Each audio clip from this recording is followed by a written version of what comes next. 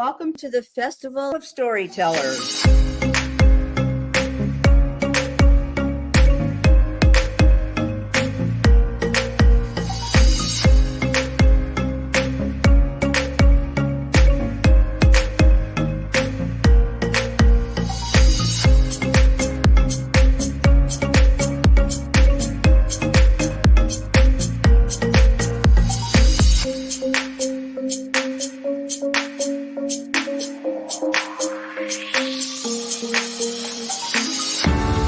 I can't tell you how excited I am to be on right now.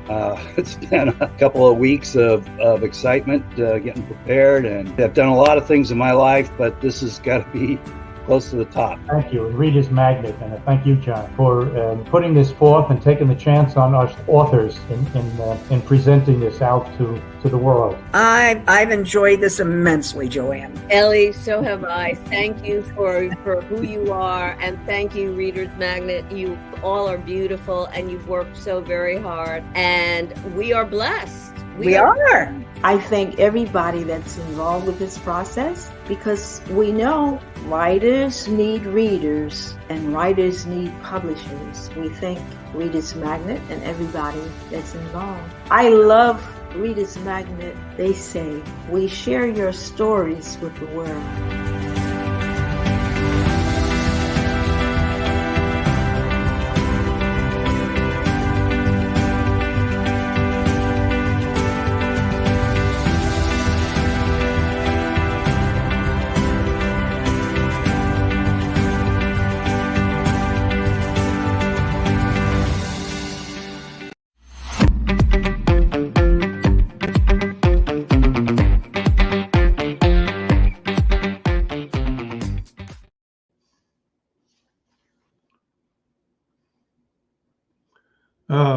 Hello there. My name is Chet Shupe. When it came on, it said, "Welcome to the Storytellers." And I was thinking, boy, do I have a sad story to tell. Well, not really, because there is a silver lining. But we have to cover a lot of things before we can get to the silver lining. I've written a book, Rediscovering the Wisdom of Human Nature, How Civilization Destroys Happiness. This is the second edition I just put out. So anyhow, how did this book all come about? Well, I'm by profession, I'm an electronics engineer, and I suffered from severe attention deficit disorder for most of my life until the age of 43, when I was treated with Ritalin. And suddenly my life made sense. Got up one morning and life made sense. Up until then, it had been pretty much a story of surrealistic horrors. So you can imagine what I had to pinch myself. You mean this is what life's about? Anyhow, I started writing on medically treating the brain, because, in other words, started writing on brain dysfunction to give a conceptual framework for medically treating the brain so other people could have this miracle. Well, it turns out, as an electronic engineer with my background in system control theory, as I started thinking about, I looked at the brain from an engineer's point of view, and I had to started thinking about, well, what's its purpose? How is it organized to serve its purpose? And it wasn't long before my subject changed to cultural dysfunction. Because if you look at all the suicides, the drug usage, the emotional illness, that's not failed people.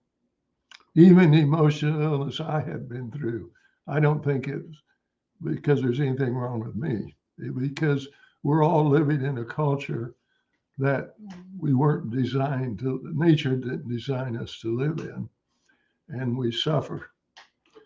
And so I started writing about cultural dysfunction.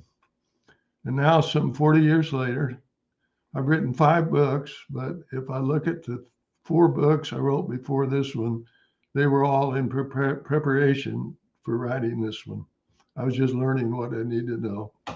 So I've written 5 books, and but this Rediscovering the Wisdom of Human Nature is one in which I finally told a story the way I feel it should be told.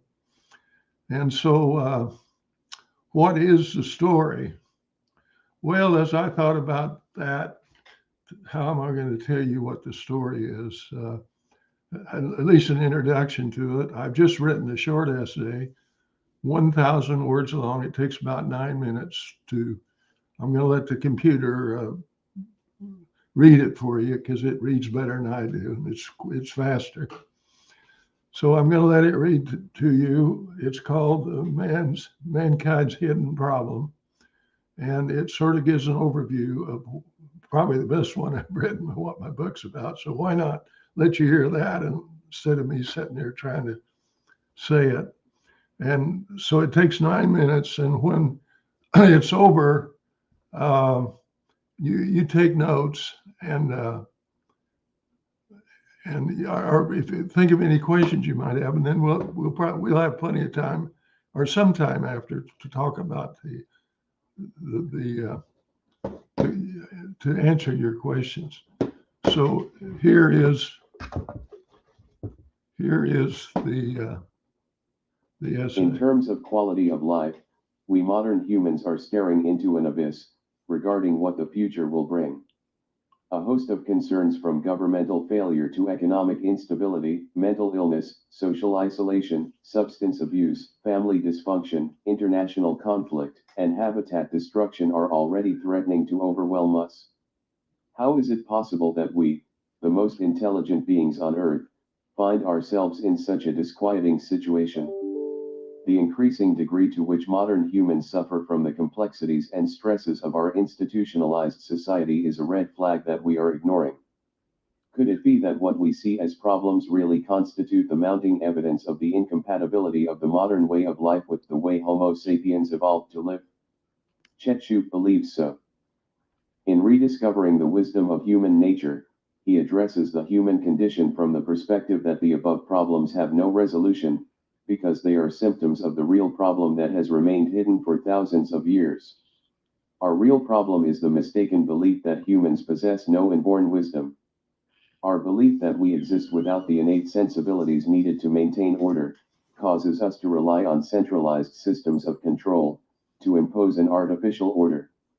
Consequently, we have, in effect, outlawed the wisdom of human nature, causing us to live an artificial life, in which we suffer. Being forced to live in denial of our inborn wisdom is the fountainhead of human misery. Yes, this artificial order enables us to enjoy the benefits of living in mass societies. But legally imposed order fails us in 2 essential ways. First, it prevents us from being true to ourselves, our inborn wisdom, even in our personal relationships. Secondly, as subjects of institutions, we have no choice other than to serve the state, by complying with prescribed law, thus are not free to serve life, by complying with our innate wisdom. Shupe argues that recovery will never result from people behaving better, having better intentions, or creating better laws. Evolution created each species to regulate itself, according to the wisdom of the instincts. Oh, pardon me, folks.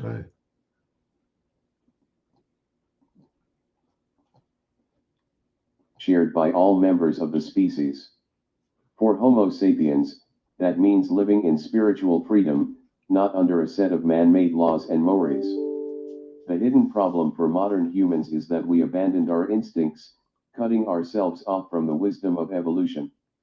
We went our own way, substituting artificial laws for the laws of life, and somehow we wonder, now, why we are not happy.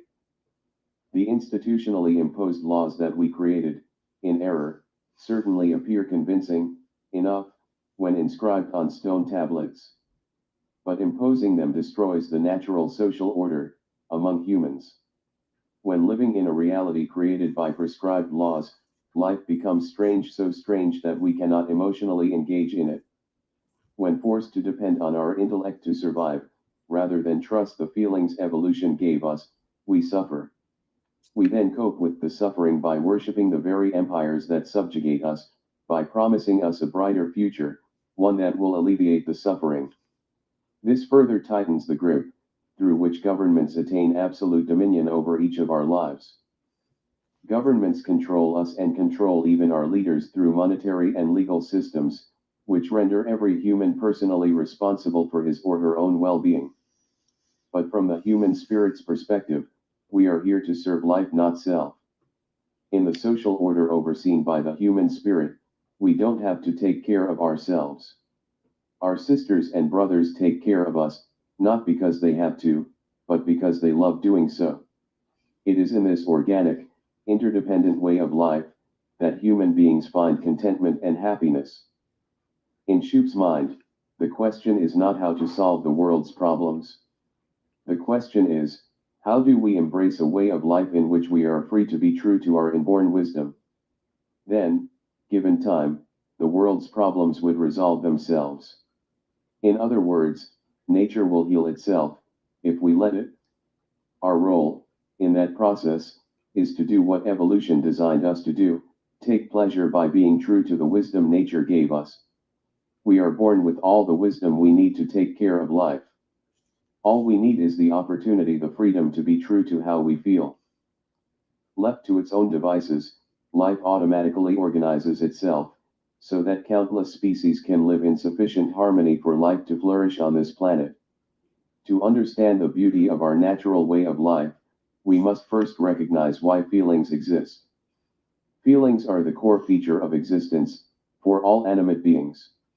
In mankind's case, they reveal the wisdom of human nature. Our inborn wisdom rewards us with feelings of pleasure, whenever we do things that serve life, and punishes us with pain, whenever we behave in ways that do not serve life. In this way, feelings constitute the map of life on Earth, in effect, an inborn GPS for every animate being. From the pain of hunger or fatigue, we know it's time to take pleasure in eating or sleeping, two activities essential to our species' well-being.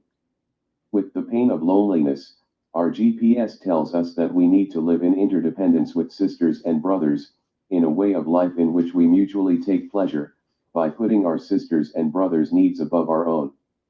This is the signal activity that contributes to our species' well-being. As institutional subjects of the modern world, however, we depend on money for survival, not on social groups whose members are bonded by their need for one another. This explains why the loneliness of social isolation is endemic in our world, not the contentment of love and belonging.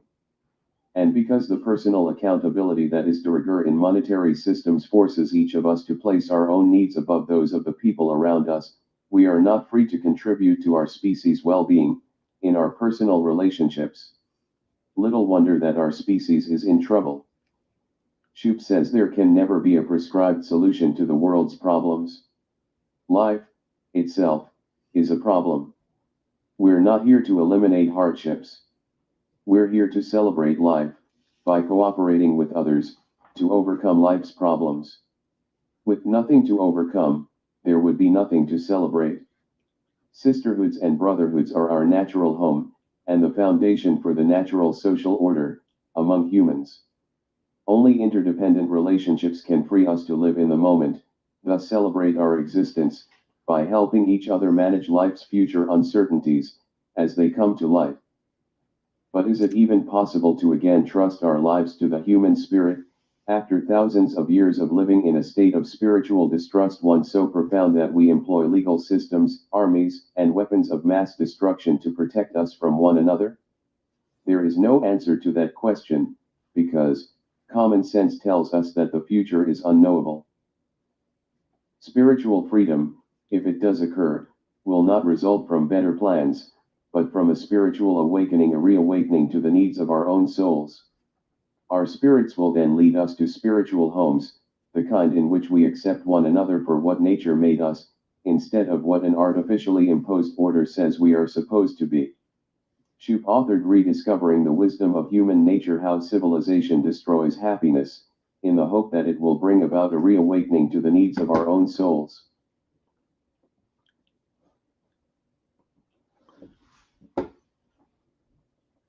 Oh, I have lost the image somehow, but oh, there it is. Sorry, folks, for my two blunders. This is new to me.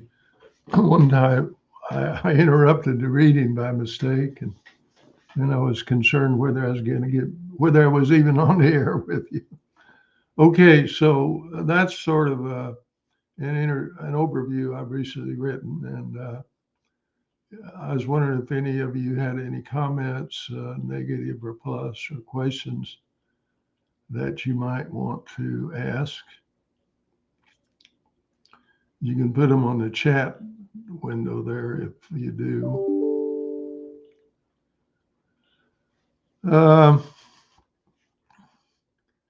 Well, in view of that overview, I'm not sure exactly what to say right now, except that from my perspective, the life of the species, well, when I say from my perspective, I believe that from the brain's perspective, the life of the species is a real organism. I mean, we're here to be true to life. And whenever we are being true to life, the question of what's the purpose of life never comes up. I mean, if you're enjoying a great meal, if you're romantically involved with someone, I mean, you can't imagine someone saying, what's the meaning of all this? I mean, the meaning is implicit. And I think that's a state of mind that all the animals live in today. And I think that's a state of mind that all humans lived in up until just a few thousand years ago, when we decided we were going to control the future by force of law. And at that point, we could know we had this future, we had this promised land out there that we were going to, where there's no troubles, problems, or suffering, that we was going to create by the force of law. And from my perspective, that promised land is an illusion. The only thing that's real is how we feel in the moment regarding our immediate circumstances. I spent most of my life, and I'm still behaving as if this is true.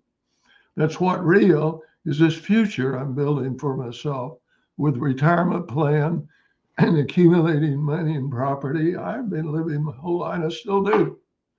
I have no brothers and sisters, and if you don't have brothers and sisters to take care of you, you have no option but to decide that a nice retirement is real, that there's going to be comfort in it, or that living on top of the mountain is going to solve all your problems. But unfortunately, your soul is deprived then as any time.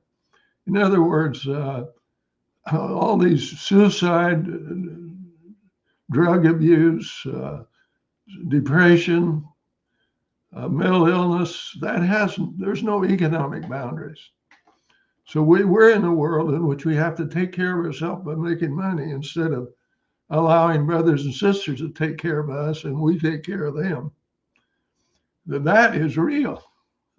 If you were living with brothers and sisters, and I don't care how many hardships you went through or anything, you would never ask, what's the meaning of all this? But when you're out here in this world in which family relationships are defined by contract, and while you love your wife and love your children in so many ways, you find yourself romantically connected to someone at work. And so what we have to do in that, we can't live in the moment in that situation. We have to say that this contract is real, not the feelings. Well, I'm not blaming anyone. There's no one to blame for that, because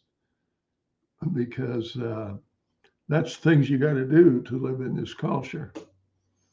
And But what I'm saying is that when you're in that situation, then's when you ask, what's the point of this life? That's when you ask, what's life about? Now, that's an extreme situation when you are in that, but we are in circumstances 90% of our life, to some extent or the other, we have to deny how we feel in the moment in order to realize the story that we have to create to live in a world in which the future is more important than the present. And that all happened not because men are evil. There's animals don't behave so that life can flourish in this planet because they're good. They behave that way because they want to feel good. And evolution has programmed their brains to reward them with good feelings when they behave that way. And our only problem, the reason we're suffering isn't because of sin. That's what the institutions want to tell us. A religious institution says you go to hell for sin, and the secular institutions say you go to prison. But that's not,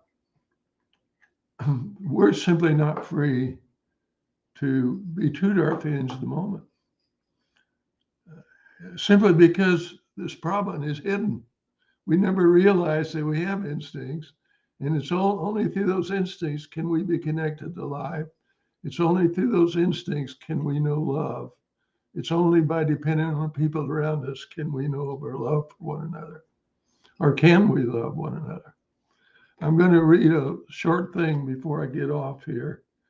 It took me 40 years to write this. Well, not really, but I've been working on this to be able to write it for 40 years. It's called What's Real and What Isn't. I didn't prepare for my lighting here so I can read this. What's real for social beings is largely how we feel in our relationships with the people around us. If we are connected to them because we need each other to survive, then love is real. If not, loneliness is real. What's not real? Beliefs, legal systems, money, and ideologies are not real because they require us to deny how we feel in the moment in order to realize the future they promise. Promised futures are lonely. Being forced to sell our souls to get there, we will not find love awaiting us upon our arrival. And you see, right now, we're all living in a promised future. And it's lonely. And it's painful. Oh, there is excitements and things going on, but the excitement can't connect us to the meaning of life. Only interdependent relationships can. If we're depending on money and law to survive, then we're going to love money and law unconditionally. If we're depending on a body of people to survive, then we're going to love our brothers and sisters unconditionally. There's no way that we can love anyone unconditionally that we're not depending on. You don't love someone by intent. You love them because you need them. See, we don't love money by intent. We love it because we need it. If we were dependent on sisters and brothers to survive, we would love them, not by intent, because we need them. Well, I'm not sure how much time, and I don't see any questions. So I've got some more of these that we'll be doing over the deals. And what I'll do there is I will take different chapters in my book. Like there's one chapter entitled Sisterhood, the Hope for Mankind. I'll talk about that. I've got a chapter called The Serpent's False Promise, where I talk about how the belief that we could, that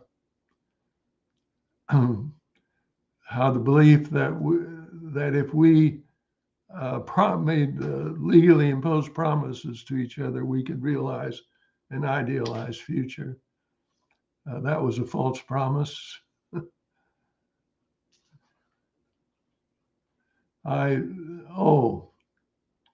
Well, I see Chelsea's asking me a question. Can I see the pop-up comments or questions on my screen? And I guess I don't see them. Sorry about that, folks. I appreciate you all for taking the time to listen. And like I said, there's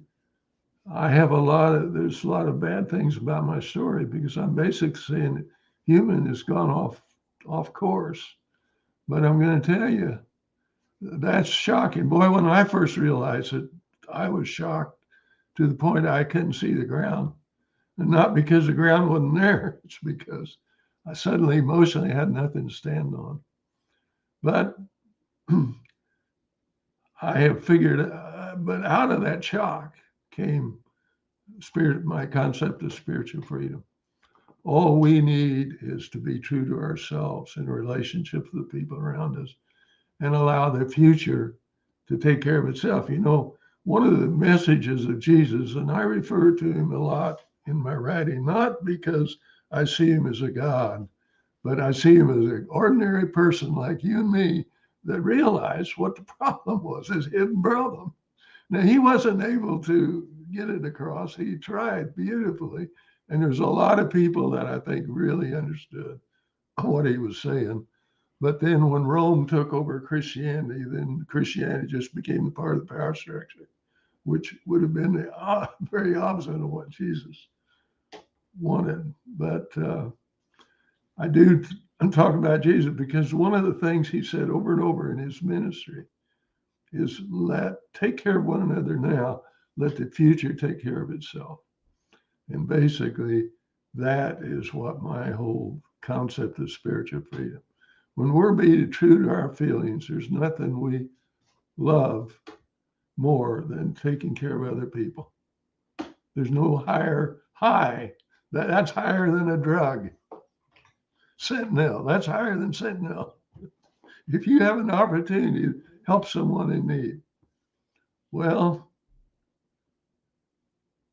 I'm not sure. It's 12 o'clock and this was supposed to end at 12. So I am going to sign off here before I get cut off. And I hope to see some of you down the road. Oh, I see. It's been 27 minutes. I do see one pop up. So it says here, send your closing remarks. Well, I've sort of done that, but anyhow, I think that the biggest issue is love. It's only love that connects us to life. And it's only through our need to love and be loved, you have to be vulnerable. We live in a world in which says success is invulnerability. If you want to love and be loved, you have to be vulnerable. If you have no need for anyone, then love's impossible. So let's not be ashamed of being vulnerable, because it's only through that we connected to one another, and it's only through one another that we're connected to life. And at that point, and when you're connected to life, life's meaning is implicit. There's no one who's connected to life who would ever have any reason to ask, what is all this about? They would know what it's about. And it's about something that you can't put in words. The only way you can know what life's about is through feelings. And when you are serving life through your service to the people around you, you're going to know through your feelings that life, the depth of what life's about is virtually infinite. But when you're not serving one another through your feelings, you can't even scratch the surface of what life's about. Well, I think the time is up. Thanks so much for all of your attention, taking the time. I appreciate it. Oh, here, I got a new one.